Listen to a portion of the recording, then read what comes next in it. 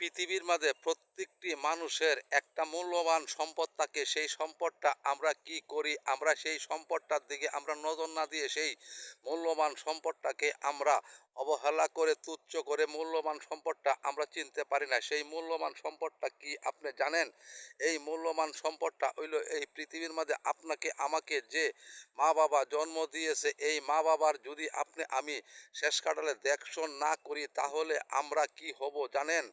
আমরা আমাদের যে সন্তান আদিন হবে, আমরা যখন সংসার করব তখন আমাদের সন্তান আদিও ঠিক তেমনি আমাদের সাথে এরকম খারাপ আচরণ করবে। সেই মূল্যবান সম্পদের যে আমরা একটা হক আমরা আদায় করি না, তখন আমাদের সন্তানরাও সেই মূল্যবান সম্পদের যে একটা হক তারাও কিন্তু আদায় করবে না। এজন্য বলছি, আসুন আপনি আমি মা বাপের খেদমত করি, অন্তত আপনি আমি সেই মা বাপের নজর রাখি। সেই মা বাপ নিজে কি করছে, এত কষ্ট এত পরিশ্রম করে সে নিজে না খাওয়াইয়া আপনাকে খাওয়াইছে। আপনি একবার চিন্তা ভাবনা করে দেখেন, আপনি যেমন আপনি নিজে না খাইয়ে এত পরিশ্রম করে আপনার সন্তানকে আপনি যখন আপনি খাওয়ান, শেষ কাটালে যদি আপনার সন্তান যদি আপনার সাথে এরকম দুর্ব্যবহার করে, আপনার সন্তান যদি আপনাকে না দেখে, তখন আপনার কাছে কেমন লাগবে?